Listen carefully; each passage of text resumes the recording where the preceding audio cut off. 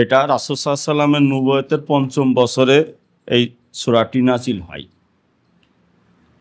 তখন সাহাবায়ে কেরাম খুবই দুর্বল, তাদের শক্তি একেবারেই খুবই সামান্য, কোনো প্রতিরোধ করবার শক্তি নেই, নির্যাতনের সম্মুখীন হচ্ছে, রাসূল সাল্লাল্লাহু আলাইহি ওয়াসাল্লামকে অনেক সময় লুকিয়ে থাকতে হচ্ছে।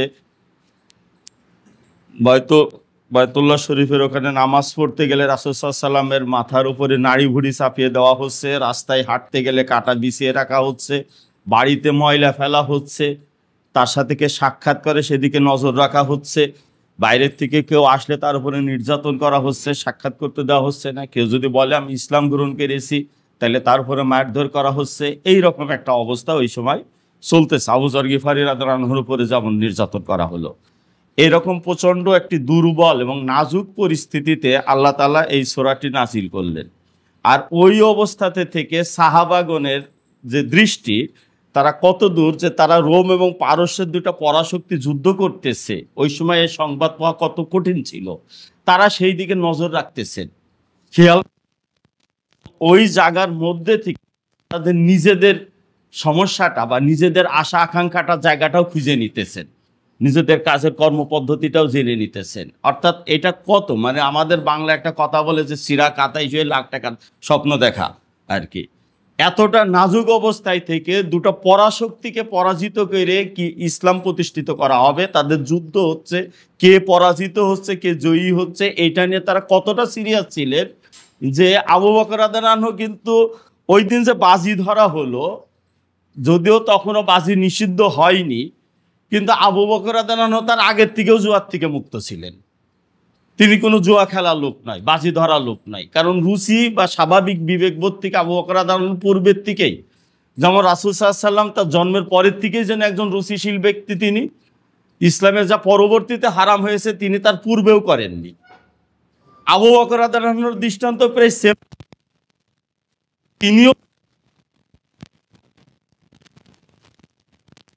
স্বাভাবিক রুচি বা নৈতিকতা বোধের সাথে খাপ খায় না, নিজস্ব বিবেক এবং নীতিবোধ থেকে তিনি পূর্বের থেকেই তার থেকে বিরত থাকতেন। অথচ তিনি এই বিষয়ে সিরিয়াসলি তর্ক বিতর্কে লিপ্ত হয়ে গেলেন, তিনি বাজি ধরে বসলেন এটা নিয়ে, এবং বাজি ধরার পরে এই বিষয়টা আবার রাসূল সাল্লাল্লাহু আলাইহি ওয়াসাল্লাম তার বাজিকে সমর্থন দিলেন। আল্লাহ তাআলা আয়াত নাজিল করে সেই বাজিকে আরও সহযোগিতা করলেন সময় নির্ধারণের ক্ষেত্রে। তাহলে বিষয়টা হচ্ছে যে আল্লাহ তো ভবিষ্যতে বাজি নিষিদ্ধ করেছেন, তো তিনিও তখন এটাই করলেন। তার মানে গুরুত্বটা আলাদাভাবে আমাদেরকে অনুধাবন করতে হবে।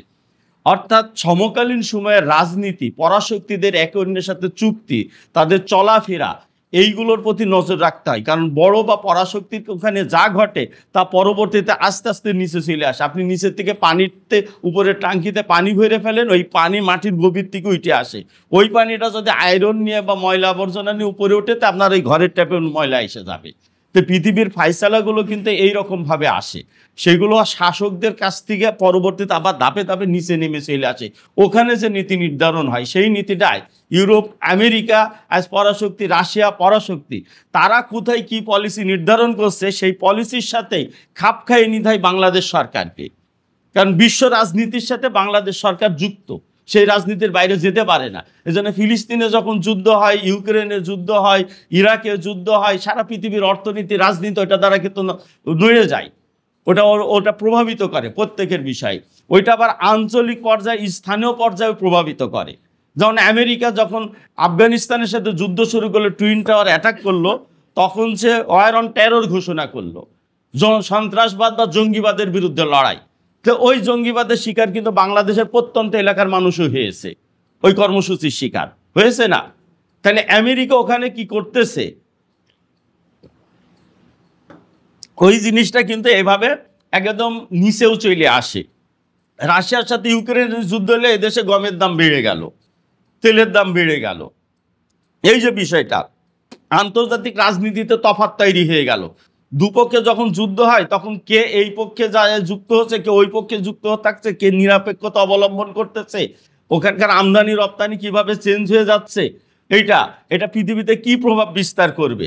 যেমন হুতিরা যখন আমেরিকা বা ইউরোপের জাহাজগুলোতে হামলা করলো, তখন বাংলাদেশের গার্মেন্টস পণ্যর বিক্রি কমে গেল। কেন কমে গেল? কারণ জাহাজগুলো ওই দিক দিয়ে যেতে পারতেছে না।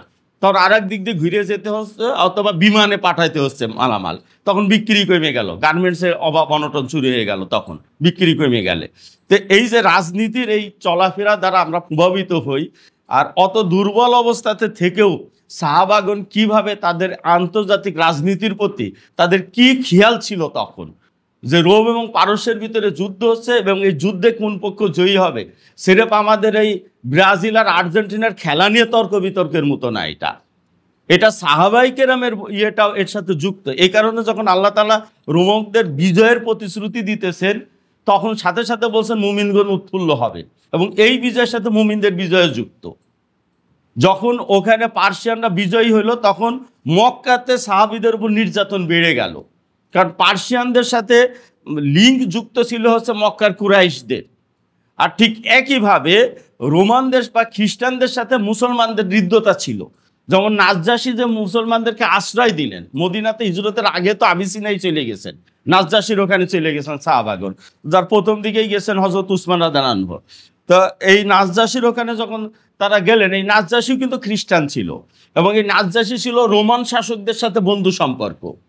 যে এই রোমান এবং খ্রিস্টানরা এইভাবে মুসলমানদের জন্য কিন্তু একটি শেল্টার হয়ে উঠল, একটা আশ্রয়ের জায়গা হয়ে উঠল। আর তার থেকে প্রবল শত্রু হচ্ছে পার্সিয়ানরা। পারস্যের পতনের পর আবার রোমানদের সাথে ইসলামের যুদ্ধ হইল, এটা হচ্ছে রাজত্বের নিয়ে যুদ্ধ শুরু হইলো।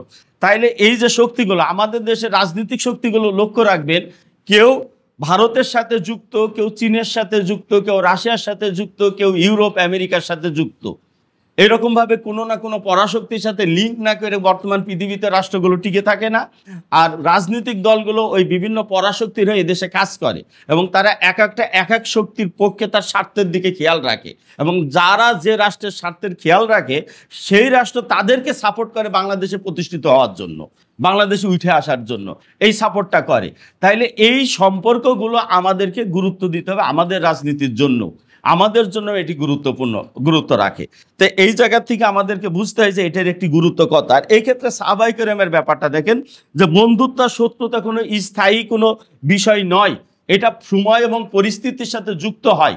যে এইটা যেমন আপনি যখন মাথায় ছাতা ধরছেন, বৃষ্টি কোন দিক থেকে আসতে তখন আপনি সেদিকে ছাতা ধরছেন। একটি জাতির বিপর্যয় এবং শত্রুতা এক এক সময় এক এক কর্নার থেকে আসে, এক এক সময় এক একটা লড়াই এক এক জায়গার থেকে আসে, তখন সেটার সাথে সেটার মোকাবেলা করতে হয়। তখন তারা যেমন রোমকদের বিজয় কামনা করেছিলেন, পার্সিয়ানের পরাজয় কামনা করেছিলেন, তাদের সাথে তাদের যুক্ত ছিল, তেমনিভাবে পরবর্তীতে আবার এই রোমকদের সাথে তারা যুদ্ধ করেছেন। রাসূল সাল্লাল্লাহু আলাইহি ওয়াসাল্লাম থাকতেও রোমকদের সাথে ওই যে তাবুকের অভিযান হলো, মুতার যুদ্ধ হলো তাদের সাথে লড়াইয়ের অংশ হিসাবে।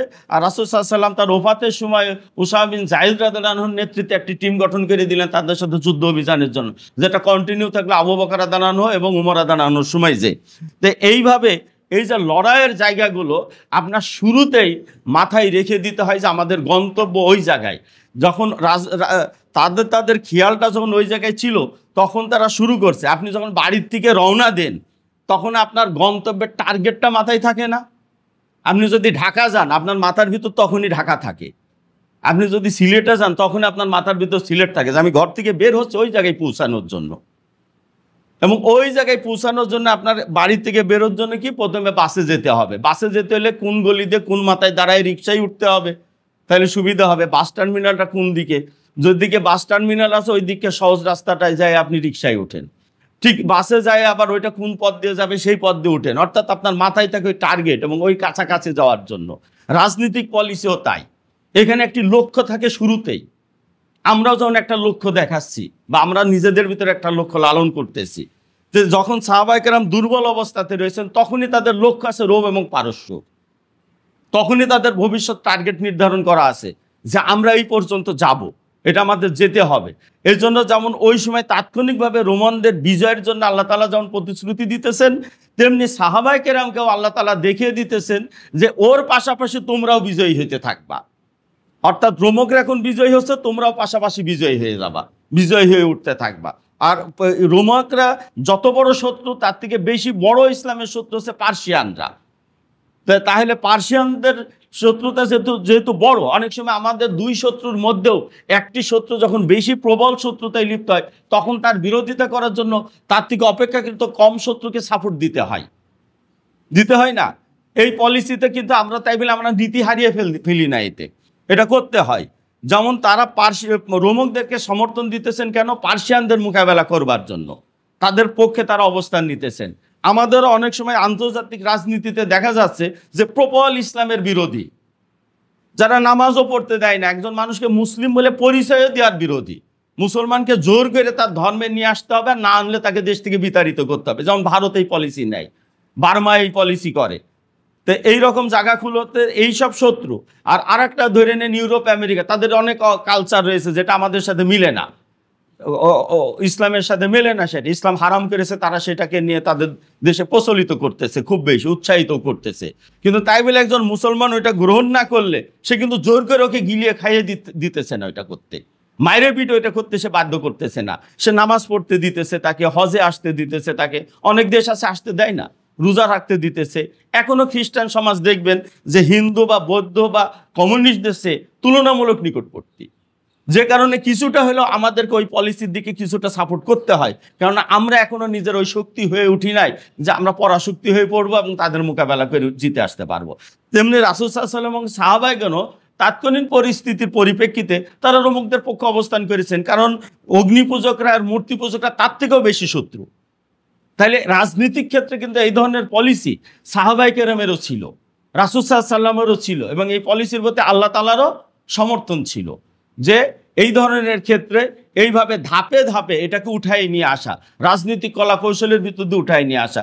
মক্কার মধ্যেও দেখবেন মুশরিকদের ভিতরেও শত্রুতার ক্ষেত্রে আবু জেহেল, আবুল আহাব, আবু সুফিয়ান সবাই একরকম ছিল না, সবাই একরকম ছিল না। শত্রুতার ভিতরে যেমন আবুল আহাব ছিল সব থেকে নিকৃষ্টতর শত্রু, আবু জেহেলের থেকেও নিকৃষ্টতর শত্রু। এত নোংরামি করতো রাসূল সাল্লাল্লাহু আলাইহি ওয়াসাল্লামের সাথে, পদে পদে তিনি যেখানে যেতেন কাউকে দাওয়াত দিতেন, পাশে যে দাঁড়ায় যেত, তার স্ত্রী যে বাধা সৃষ্টি করত, তার বাড়ির উপর যে ময়লা আবর্জনা ফেলতো, এই রকমের খুবই নিকৃষ্ট মানের, অথচ তিনি ছিলেন তার আপন চাচা। সে এই আচরণ করেছে তার সাথে। রাসূল সাল্লাল্লাহু আলাইহি ওয়াসাল্লাম বলছেন আমি তো তোমাদের কাছ থেকে ন্যূনতম একটা আত্মীয়তার যে একটি সৌজন্যতা থাকে সেটা তো আমি আশা করতে পারি, কিন্তু তারা সেটাও রক্ষা করেনি। আবার অন্যদিকে আবু তালেব ছিলেন আর এক। এখন কাফের বা কুফফার হয়েছে বলে, মুশরিক হয়েছে বলে সবাই সমান হয়ে যাবে, এই নীতি, এই সরল অঙ্ক আমাদের সমাজে কিছু প্রচলিত রয়েছে।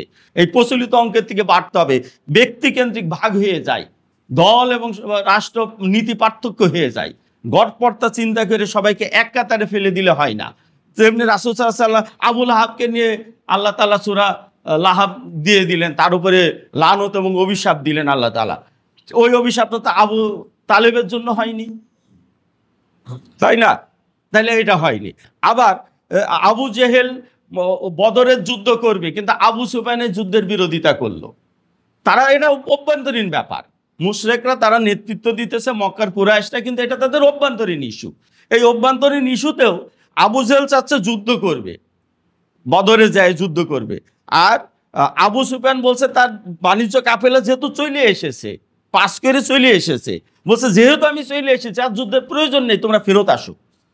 কিন্তু এটা মানলো না আবু জেহেল, সে একদম থাকলো। দু একটা গোত্রের লোক বেরিয়েও চলে গেল থেকে, ওই মক্কার কুরাইশদের ওই বদরের জন্য যারা রওনা দিয়েছিল, আবু সুফিয়ানের সাথে একমত হয়ে কিছু লোক কিন্তু চলে গেল মক্কায় যে আমরা যুদ্ধ করব না, যেহেতু আমাদের বাণিজ্য কাফেলা চলে আসছে, আমরা তো বের হয়েছি বাণিজ্য কাফেলার নিরাপত্তার জন্য। আর রাসূল সাল্লাল্লাহু আলাইহি ওয়াসাল্লাম বদরে অবস্থান করলেন যে ওরা যদি আক্রমণ করে তাহলে তিনি প্রতিহত করবেন, আর ওরা যদি যুদ্ধ না করে চলে যায় তাহলে চলে যাবে। কিন্তু আল্লাহ তাআলা চেয়েছিলেন যুদ্ধ, এটা হয়েছে। কিন্তু আবু জেহেল যে যুদ্ধ করার জন্য সে যেভাবে উদগ্রীব ছিল, যেভাবে হিংসা পরায়ণ ছিল, আবু সুফিয়ান কিন্তু তা ছিল না। এবং এরপরে খন্দকের যুদ্ধের ক্ষেত্রেও দেখা যাচ্ছে আবু সুফিয়ান কিন্তু ব্যাক করে চলে গেছে। মক্কা বিজয়ের সময় আবু সুফিয়ান ওইভাবে প্রতিরোধ তৈরি করে নাই, আল্লাহ তাআলা আবু সুফিয়ানকে পরে ইসলাম গ্রহণ করিয়ে নিয়েছেন। তাহলে পার্থক্য থাকে, আমরা হয়তো কারোর সাথে লড়াই করতেছি, কিন্তু তাদের অভ্যন্তরেও কিন্তু দুই পক্ষ থাকতে পারে। অভ্যন্তরীণ দুই পক্ষের একটা পক্ষ কিন্তু দেখা যাচ্ছে আমাদের প্রতি নমনীয়, আর একটা পক্ষ আরো বিরোধিতাকারী। একটা পক্ষ হয়তো আমাদেরকে জেলে বন্দি করতে চায়, আর একটা পক্ষ আমাদেরকে হত্যা করে ফেলতে চায়। শত্রু সবই আমাদের, কিন্তু এর মধ্যে কিন্তু পার্থক্য থাকে এবং পার্থক্য হয়ে ওঠে, এবং সেই পার্থক্যটা মাথায় নিতে হয়, তাদের পলিসিগুলো মাথায় নিতে হয়, এই পার্থক্যটা। তো এই সূরার ভিতর থেকে আমরা অনেক কলা কৌশল শিখতে পারি যে এই রোমকরা পরাজিত হলো, আল্লাহ তাআলা বললেন, আর পার্সিয়ানরা ব্যাপকভাবে জিতে গেল। এখন ভয়ানক রকমের যদি বিজয় আসে, একচেটিয়া যদি বিজয় আসে, সেটি কিন্তু আর একটি ঝুঁকি তৈরি করে। একচেটিয়া বিজয়ের পরে সাধারণত বিজয় তাদেরকে কিন্তু লাগামহীন করে দেয়, বেপরোয়া করে দেয়, প্রচণ্ড স্বৈরাচারী হয়ে উঠে, অথবা তাদের অভ্যন্তরীণ বিরোধ বাড়ে। এই দুটোর একটা ঘটে। যখন একচেটিয়া বিজয় হয় তখন এই দুটোর একটা ঘটে, কারণ তার শক্তিকে কেউ ব্যালেন্স করতে পারে না। যখন ব্যালেন্স করতে পারে না, তারা যদি ঐক্যবদ্ধ থাকে তাহলে প্রচণ্ড ধরনের নির্যাতন এবং স্বৈরাচারের দিকে তারা অগ্রসর হয়। আর নতুবা তাদের নিজেদের ভিতর ভাগ বাটোয়ারা নিয়ে, যেমন ডাকাইতি করার সময় একসাথে ডাকাইতি করে, ভাগ করার সময় গন্ডগোল করে একটাকে খুন করে ফেলে, আবার ওরা নিজেরা, এরকম ঘটনা ঘটে। তো তখন আবার এই সমস্যা দেখা দেয়। তো এটা একটা আল্লাহর পলিসি। এটা এর জন্য আল্লাহ তাআলা ব্যাপকভাবে বিজয়ী করলেন পার্সিয়ানদেরকে। এটি আল্লাহর কৌশল। এটা পরবর্তীতে আল্লাহ তাআলা সেই ইঙ্গিত দিতেছেন। এত বড় বিজয় হলো যে মিশর, সিরিয়া, ফিলিস্তিন, জেরুজালেম এসব দখল করে নিল। এমনকি হিরাক্লিয়াস পালাইতে তো থেকে সিরিয়ার থেকে চলে গেল হচ্ছে তুরস্কে, ইস্তাম্বুল থেকেও সে আবার পিছু হটতো, সেটাও নিয়ে নিল পার্সিয়ানরা। সেটাও নিয়ে নিলে মানে চরম বিজয়। 1 লক্ষের উপরে মানুষ তৎকালে হত্যা করেছে সিরিয়াতেই। 1 লক্ষ সৈন্য, যার 2 লক্ষ সৈন্য ছিল হিরাক্লিয়াসের, তার 2 লক্ষের 1 লক্ষই হত্যা করেছে। সে তখন ব্যাকে যেতে যেতে চলে গেল আর্মেনিয়া, আজারবাইজানের ওখানে। এখন ওখানে যাই স্থির হইল, সে থামলো ওই জায়গায়, যে পিছনে যেতে যেতে যেতে যেতে ওই জায়গায় থামার পরে এই যে কয়েক বছর পরে এখানে যেটা বলতেছে যে 9 বছর সময় লাগছে, আল্লাহ তাআলা সেটা সংশোধন করে দিলেন। তো এরপরে ওই জায়গায় স্থিরে আবার গুছিয়ে নিল তার সৈন্যবাহিনীকে। এরপর ওখান থেকে আবার শুরু করলো। আর এই শুরু করার আগেই যেটা হলো সেটা হচ্ছে পার্সিয়ানদের ভিতরের দ্বন্দ্ব শুরু হয়ে গেল। সেই দ্বন্দ্বটা কি হলো? সেটা হচ্ছে যে খসরু পারভেজের পরিবারের ভিতর দ্বন্দ্ব, বংশের ভিতরে দ্বন্দ্ব শুরু হয়ে গেছে, তার সন্তানদের ভিতরে দ্বন্দ্ব শুরু হয়ে গেছে। এই যে দ্বন্দ্ব, তার ভাইয়ের সাথে তার দ্বন্দ্ব শুরু হয়ে গেছে। এই দ্বন্দ্বে এসে তার পারিবারিক দ্বন্দ্বের মধ্য দিয়ে তাকে হত্যা করলো তার সন্তান। যখন তার হত্যা করলো তার সন্তান এবং পরিবারের ভিতর বিশৃঙ্খলা তৈরি হলো, তাহলে এই পরিবার তার এত বড় এলাকার শাসন করে আর সে কুলাইতে পারতেছে না, পরিবারের কার কথা শুনবে? যখন এই অভ্যন্তরীণ দ্বন্দ্ব শুরু হয়েছে, তখন এলাকা ওয়াইজ তারা নিজ নিজ জায়গায় স্বাধীনতা ঘোষণা করতেছে, ওখান থেকে বিচ্ছিন্ন হয়ে যাচ্ছে। এইভাবে যখন সে দুর্বল হয়ে গেল, তখন হচ্ছে আবার হিরাক্লিয়াস আবার ওখান থেকে এবার রওনা দিলেন। এবার প্রতিরোধের শক্তি নাই, তো এইবার জয়ী হলো তারা। তো এই যে পলিসিগুলো এখানে, আর যখন তারা হিরাক্লিয়াস যখন আবার অগ্রসর হওয়া শুরু করলো, তখন সাহাবায়ে কেরামের জন্য আবার সহজ হওয়া শুরু হয়ে গেল। হিরাক্লিয়াস বিজয়ী হচ্ছে, যেমন ভারতের সাথে হচ্ছে ওই যে রাশিয়া বা আমেরিকা, ইউরোপের সাথে যে সমস্যাটা হয় আমাদের দেশে, তখন আওয়ামী লীগ ভারতের হয়ে কাজ করে। ভারত যখন শক্তিশালী পজিশনে থাকে, তখন আওয়ামী লীগও শক্তিশালী হয়ে ওঠে বাংলাদেশে। তো এই যে বিষয়টা, আবার যখন ভারত কোনো গ্যাড়াকলে পড়ে যায়, তখন আবার আওয়ামী লীগ গ্যাড়াকলে পড়ে যায়, কারণ ভারত তখন লবিং করে আওয়ামী লীগের পক্ষে রাশিয়ার সমর্থন আইনে দিবে, আমেরিকার সমর্থন আইনে দিবে, এটা হচ্ছে পারে না, তার কথা তারা তখন শোনে না। তো তখন এটা হয়। তো যখন ওই জায়গাটায় এই রকমের অবস্থা তৈরি হলো, তখন দেখা যাচ্ছে যে পার্সিয়ানরা বিজয় হলো, তো নির্যাতন প্রবল মাত্রায় বেড়ে গেল। তখন সাহাবায়ে কেরামকে কি হচ্ছে, ওখান থেকে হিজরত করে চলে যেতে হচ্ছে। আবার যখন রোমানরা জয়ী হচ্ছে, তখন আবার সাহাবায়ে কেরাম আবার তখন কি হচ্ছেন, তখন গুছিয়ে নিতে পারতেছেন নিজেদেরকে, আবার গুছিয়ে নিতেছেন। এই যে পলিসিটা, তখন আবার তারা সংগঠিত হচ্ছেন। যখন হিরাক্লিয়াস এসে আবার পারস্যের উপর বিজয় অর্জন করছে, তখন আবার বদর যুদ্ধে সাহাবাগণ বিজয় অর্জন করতেছেন। অর্থাৎ এটা একই সাথে এই বিষয়গুলো উঠতেছে। তো এই জায়গাগুলোতে আমাদের লক্ষ্য করতে হবে, এখান থেকে আমাদের রাজনৈতিক কলা কৌশলগুলো শিখতে হবে রাসূল সাল্লাল্লাহু আলাইহি ওয়াসাল্লামের এই ঘটনার মধ্য দিয়ে। আর এর পাশাপাশি আল্লাহ তাআলা এখানে আরও কিছু কথা এখানে নিয়ে এসছেন, যে ওদের কথা আল্লাহ বলছেন, যে যারা এই যে বিতর্ক করতেছে যে কে জয়ী হবে না হবে, আল্লাহ বলছেন পার্থিব জীবনের বাহ্যিক বিষয়াদিগুলোকে তারা ভালো জানে। আমার সময় পার হয়ে গেল, আমি আর 10 মিনিট নিতেছি। যে পার্থিব জীবনের বাহ্যিক দিকগুলো হচ্ছে তারা ভালো জানে, কিন্তু অভ্যন্তরীণ বিষয়গুলো এটা জানে না।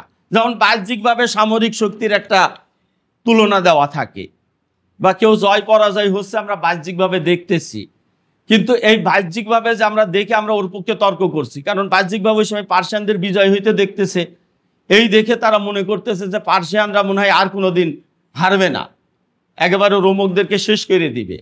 কিন্তু অভ্যন্তরীণ রহস্য অর্থাৎ তাত্ত্বিক দিক, কিছু আধ্যাত্মিক দিক থাকে এবং আল্লাহ তাআলার কিছু কলাকৌশল থাকে। এই কলাকৌশলের জায়গাটি কিন্তু ওরা জানেন, আল্লাহ বলে দিলেন।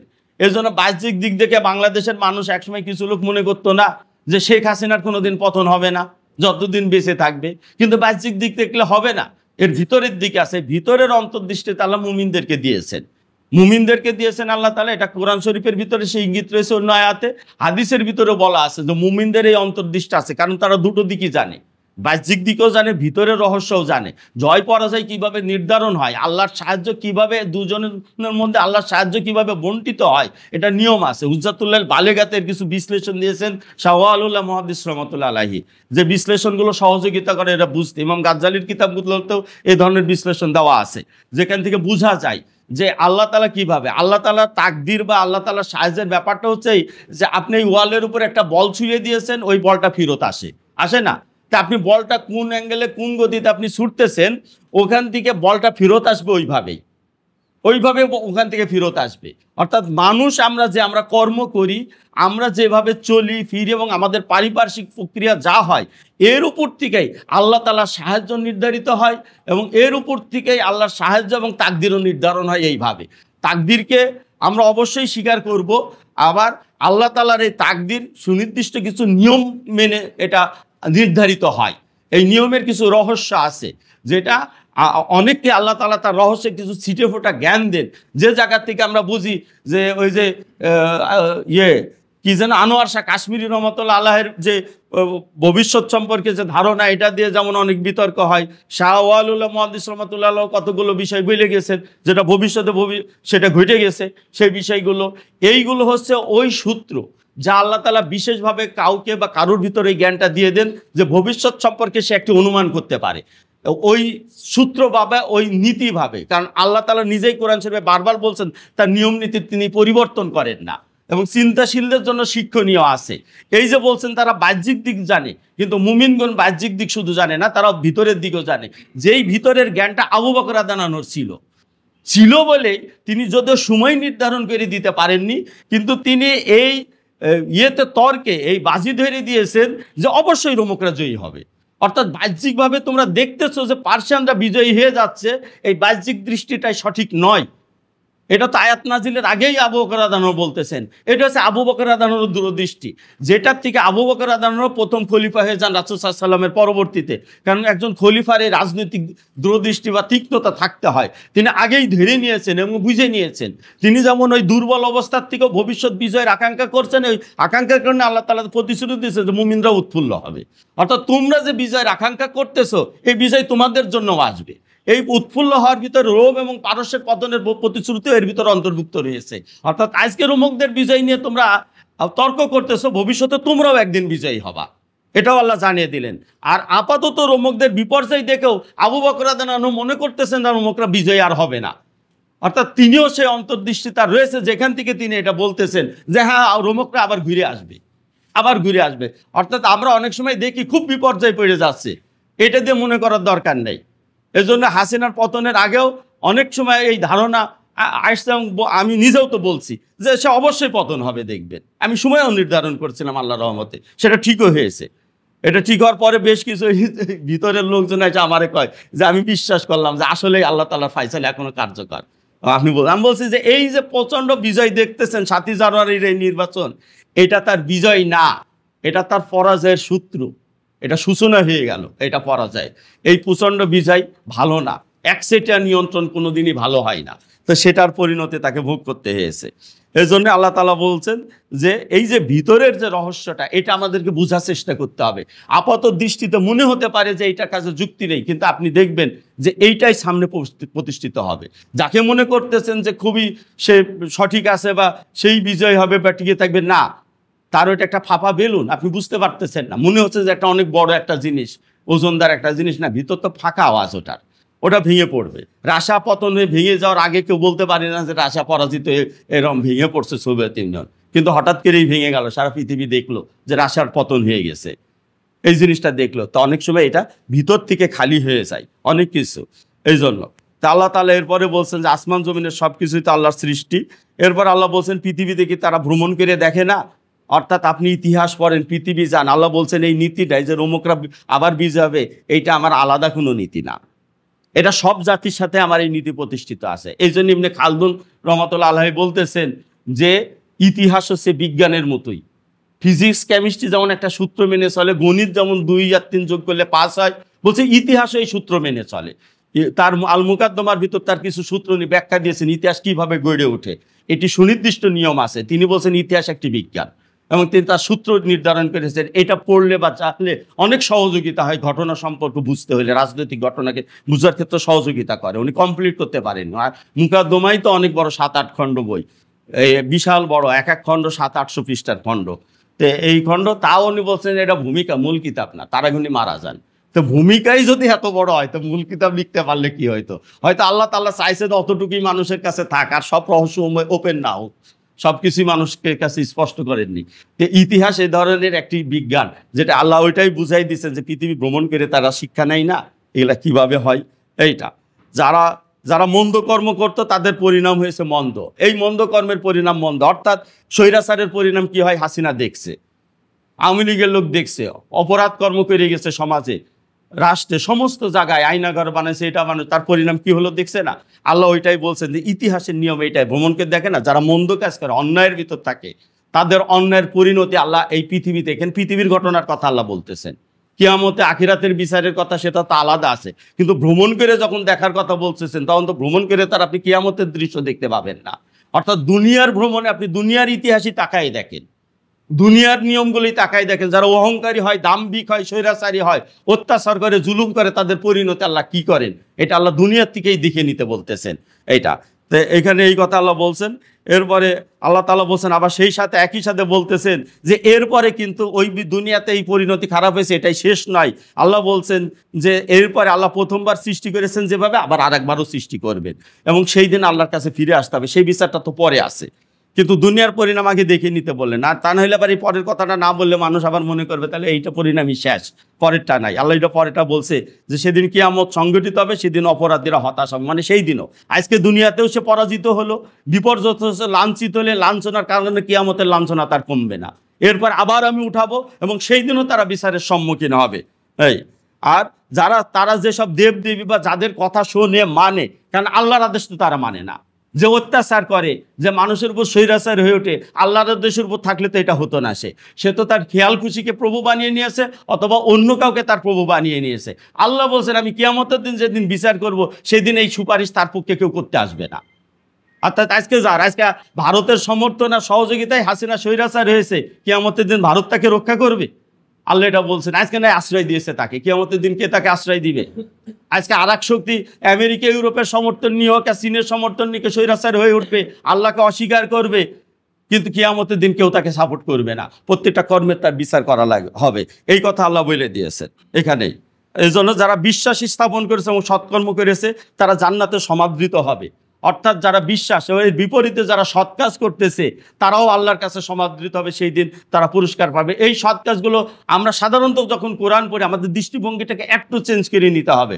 আমরা ম্যাক্সিমাম ক্ষেত্রে কোরআন পড়ে এই সৎ কাজের কথা বলে ব্যক্তি জীবনে ছোটোখাটো কিছু ভালো কাজের কথা খালি স্মরণ করি না, এটা বৃহৎ অর্থে নিতে হবে। যারা শাসন করছে, রাজ্য শাসন করছে, দেশ শাসন করছে, তাদের সৎ কাজ আর মন্দ কাজকে বোঝেন আপনি সেই সৎ কাজের দিকে দৃষ্টি দেন। এই কোরআনে যখন সৎ কাজের কথা বলে, আর যে মন্দ কাজের কথা বলে তাদের মন্দ কাজের দিকে দৃষ্টি দেন। সাহাবায়ে কেরাম তখনও তাদের অর্থগুলোকে ওই শাসক শ্রেণীর সাথে যুক্ত করতেন। অর্থাৎ আপনি শাসন ক্ষমতা পেয়ে সৎ কাজ করছেন না মন্দ কাজ করতেন, ব্যক্তিগত জীবনের কাজগুলোকে আমি নাকচ করতেছি না, ওইটা সাথে থাকবে, কিন্তু মূল কথা যে আমরা ওই জায়গাটা ভুলে যাই। এই জন্য কোরআন শুধু আমাদের ব্যক্তি জীবনের বিষয় হয়ে দাঁড়ায়। আমরা যখন পড়ি আমরা এর ভিতরে রাজনীতি খুঁজে পাই না, কিন্তু মূলত এই রাজনীতির অর্থটাই প্রথম আসে এখানকার। প্রথম ওই মন্দ কাজ। সারা দেশে যখন যে ক্ষমতা আছে, সে সারা দেশব্যাপী একটি কর্মের প্রভাব পড়তেছে না। সে যদি চাঁদাবাজদের প্রশ্রয় দেয়, তার দলের ভিতরে হয়ে উঠবে, আর চাঁদাবাজরা তার দলে ঢুকে পড়বে, কারণ চাঁদাবাজরা একটা আশ্রয় চায়। যে রাজনৈতিক দল চাঁদাবাজদের আশ্রয় দেয়, চাঁদাবাজরা সেই রাজনৈতিক দলে ঢুকে পড়বে, তাই না? আর যখন ওই চাঁদাবাজরা আশ্রয় পাবে একটা রাজনৈতিক দলে, যে চাঁদাবাজ না সেও চাঁদাবাজি করতে শুরু করবে, তাহলে সে মন্দ ছড়িয়ে দিল না গোটা সমাজের মধ্যে। প্রশাসনের ভিতরে যে দুর্নীতিকে পছন্দ করে বা প্রশ্রয় দেয়, সমস্ত দুর্নীতিবাজরা তার আশ্রয়ে ঢুকে পড়বে। আজকে যেমন তারা একটা দলকে ক্ষমতায় আনতে চাচ্ছে, কেন সেই ক্ষমতায় আসলে দুর্নীতিবাজদের আর সমস্যা থাকবে না, সে ক্ষমতা আসলে চাঁদাবাজদের সমস্যা থাকবে না, তারা ওই রকম ওইদিকে ঝুঁকে যাচ্ছে ওইদিকে। আর যে সমাজের ম্যাক্সিমাম মানুষ, প্রশাসনের ম্যাক্সিমাম লোকেরা দুর্নীতিবাজ, আর সাধারণ লোকদের ভিতর ম্যাক্সিমাম এরকম ওই চুরি বাটপারি চাঁদাবাজিতে যুক্ত, তাহলে এই ম্যাক্সিমাম মানুষ ওই দলের দিকে ঝুঁকবে, তখন ওই দলের লোকই শাসন হয়ে উঠবে। বুঝতে পারছেন সূত্রটা? এর জন্য আল্লাহ কোরআন শরীফে বলছেন, কোনো জাতির অবস্থার পরিবর্তন করতে হলে গোটা জাতির মধ্যে মানুষের পরিবর্তন ঘটাইতে হবে। গোটা মানুষের একটা জাতির শাসক, যুদ্ধের প্রশ্ন উঠে তাহলে ওই রকম লোক যুদ্ধ তার সৈনিক হয়ে যায় বেশি। আবার যদি রাজনৈতিক দলে ভোটের প্রশ্ন হয় তো ওই রকম লোক ওকেই ভোট দেয়। একজন চাঁদাবাজ তো তাকেই সমর্থন করবে যে দল ক্ষমতায় আসলে তার চাঁদাবাজি করে তাকে জেলে যেতে হবে না, সমাজের ভিতর প্রতিষ্ঠিত থাকবে। তাহলে গোটা সমাজের ভিতর যদি আপনি চেঞ্জ করতে না পারেন, তাহলে আপনার রাষ্ট্রের প্রধান ওই রকমই হবে। আর এই কারণেই তৃণমূলে ঢুকতে হয়। আর এইভাবে যারা ক্ষমতার লোভী হয়, তারা দেখবেন যে এক পর্যায়ে যখন দেখে যে আমাকে এইটা প্রশ্রয় না দিলে আমি এইটা পারতেছি না, ওইটা প্রশ্রয় দিতে হয়, এখন আমলাদের সমর্থন না হলে তো ভোটে জিতা যায় না। সমাজে তো রাজনৈতিক কর্মী দরকার তাদের, এটা কর্মী পেতে হলে চাঁদাবাজ সমর্থন দিলে তারা অনেক ভালো করে খাটে, রাত্রে চাঁদাবাজি করে, দিনে পার্টির প্রোগ্রাম করে। আর সাধারণভাবে ওয়াজ নসিহত করে তো লোক পাওয়া যায় না, ভালো মানুষকে তো পাওয়া যায় না। এই জন্য তখন এটা তৈরি হয়ে ওঠে। তো যে এইটা যখন হয়ে যায় তখন তারা ক্ষমতা, তাহলে আমাদের এই রহস্যগুলো বুঝতে হবে। সমাজকে পরিবর্তন করতে হলে আমাদের এই জন্য তৃণমূলে নেমে আসতে হবে। সাহাবায়ে কেরাম একদম নিচের লেভেল থেকে শুরু করেছে, একদমই নিচের দাস, বেলাল রাদিয়াল্লাহু আনহুর মতো দাস, খাব্বাব রাদিয়াল্লাহু আনহুর মতো লোক, আম্মার বিন ইয়াসির রাদিয়াল্লাহু আনহু, তারা কত দুর্বল শ্রেণীর লোক। আর সমাজের একটু নেতৃস্থানীয়দের ভিতর কিছু মানুষ সৎ একটু বিবেকবান থাকে, তারা এসেছে, যেমন উসমান রাদিয়াল্লাহু আনহু, উমর রাদিয়াল্লাহু আনহু, আবু বকর রাদিয়াল্লাহু আনহুর মতো লোকে এসেছেন। কিন্তু যখন তৈরি হয়, যখন সে ক্ষমতা, তখন কিন্তু অন্য পার্টির সাথে যখন পেরে ওঠে না, দেখে যে সব মানুষ ওই দিকে চলে যাচ্ছে না, ছাত্র সংগঠনের কথা বলেন বা অন্য রাজনৈতিক দলের কথা বলেন, এমনকি ইসলামিক রাজনীতিপন্থী দলের কথা বলেন, কিছু জায়গায় প্রশ্নবিদ্ধ হচ্ছে, যত মোকাবেলা করে আমাদের এই বিষয়ে নমনীয় হইতে হবে। তখন নমন হলে কি হচ্ছে, সেও অপরাধীদেরকে প্রশ্রয় দিতেছে। এই জন্য এইভাবে আর আল্লাহ তাআলা পাশাপাশি আখিরাতের কথাটা উল্লেখ করে দিতেছেন। শেষ পর্যন্ত যদি দুনিয়াতে কেউ টিকেও থাকে অন্যায়, কিন্তু আল্লাহ বলতেছেন যে আখিরাতে সে আমার কাছে আসবে, সে শাস্তি পাবে। আর এমনি যে ভালো কাজ,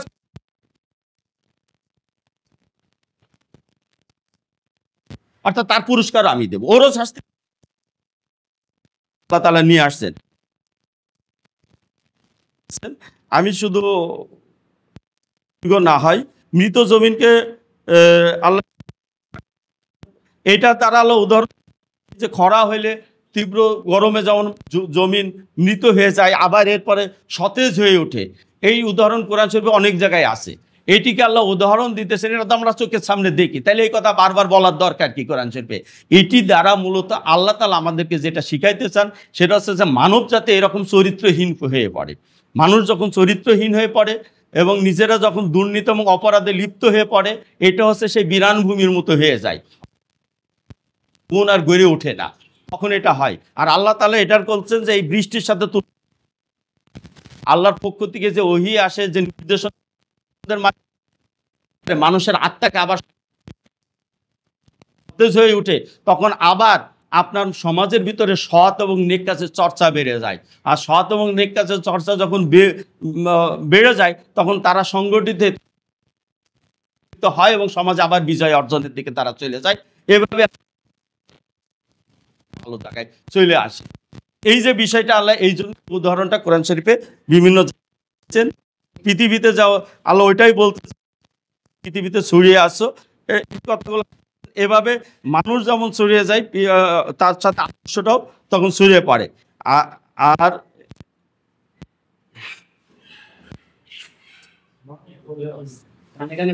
হ্যাঁ, এরপরে আল্লাহ তাআলা এই সূরার আরো আনবো, রিজিক দিয়েছেন, সম্পদ দিয়েছেন, আল্লাহ এই কথাটাও আনছেন যে অতিরিক্ত দাসরা কি তাতে তোমাদের সমান অংশীদার হয়ে যায়?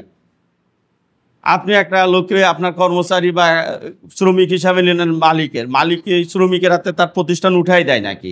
তা আল্লাহ তাআলা বলতেছেন যে যে আল্লাহকে না মেনে তারা যা শিরক করে, অন্যকে আনুগত্য করে, অন্যের কাছে চলে যায়, আমি তো আসলে আমার মালিকানা কাউকে হস্তান্তর করে দিই নাই পৃথিবীর।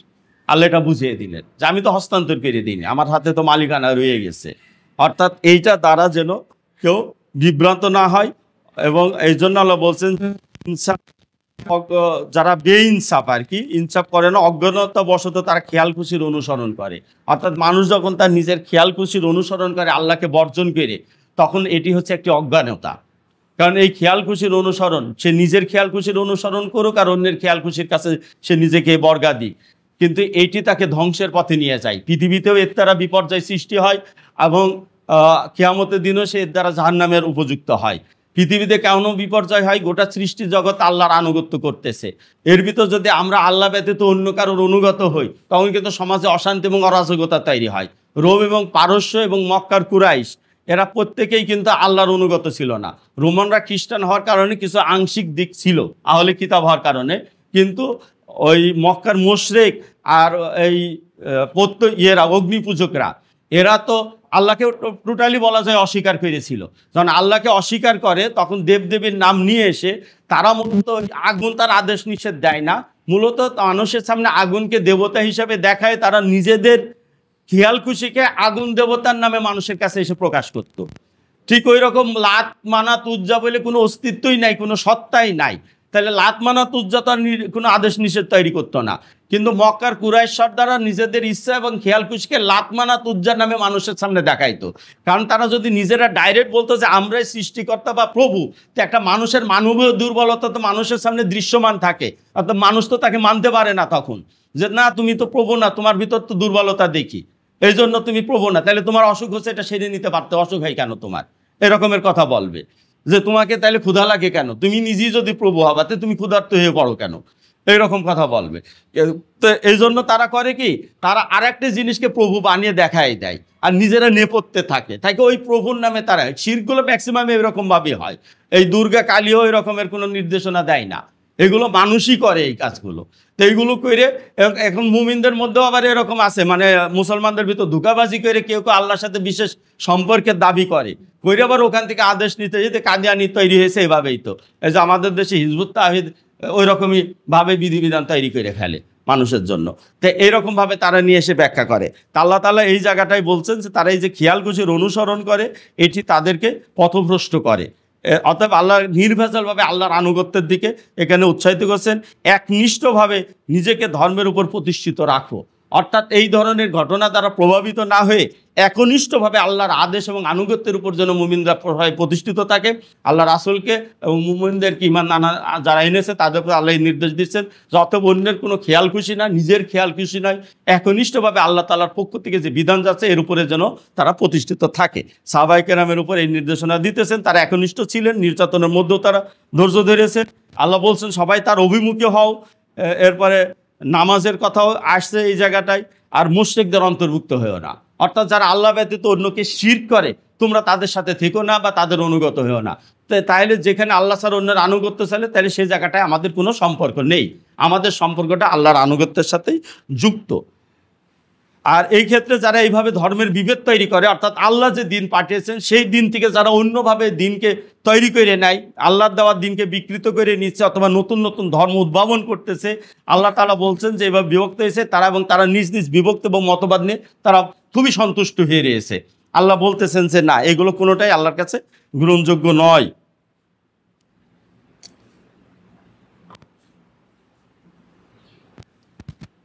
আল্লাহ বলছেন যারা এইভাবে অন্যকে মানে আমি তো তাদের পক্ষে কোনো দলিল দিই নাই।